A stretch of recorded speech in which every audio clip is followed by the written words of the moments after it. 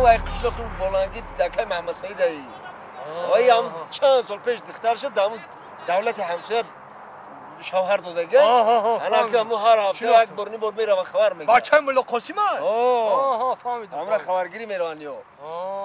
چه با او نمیران با جای هم قانونیش قط نمیران چی با آخه او تقدی با تکنیک میره این تقدی پیاده هم میره خرکی هم میره ایتا با نزدیک انا برای همه امتا میرانیو نزدیک میرانی دورای قدیم کو اول همین مردا پیش میرفتن زنو آی قفو حاضر من همین 3 برای تقمینه که استم همین مردا که سیدا خواهی همین زن 64 متر پیش روی میکنه خودش آی قفو رفته نگیره نه که من هم یاد مرتبه نگاه کردم هم خیلی اما انا میره حکم ما بفهم میره نه که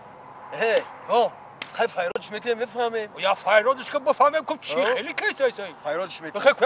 خیلی فایراد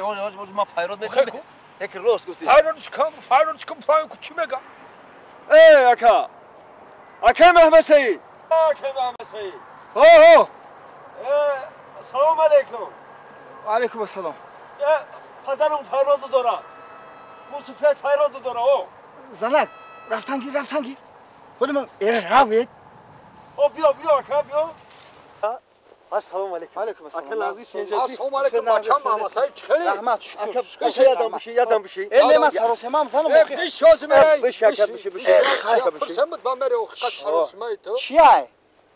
محمد سعید بچه لبای ما همین 3 سال دروازه همین ترن نظارت میکنیم میره گرانیتسا میاد میره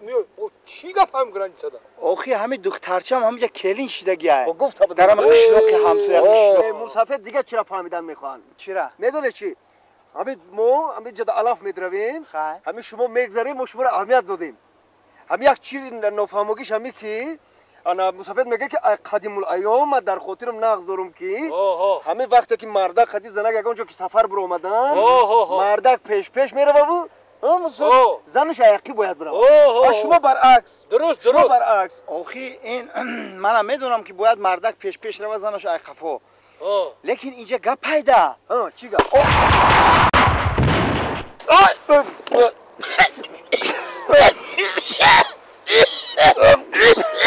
مسافر اکو فهمیده نفهمیده در دوره قدیم در زمین و مینه نبوده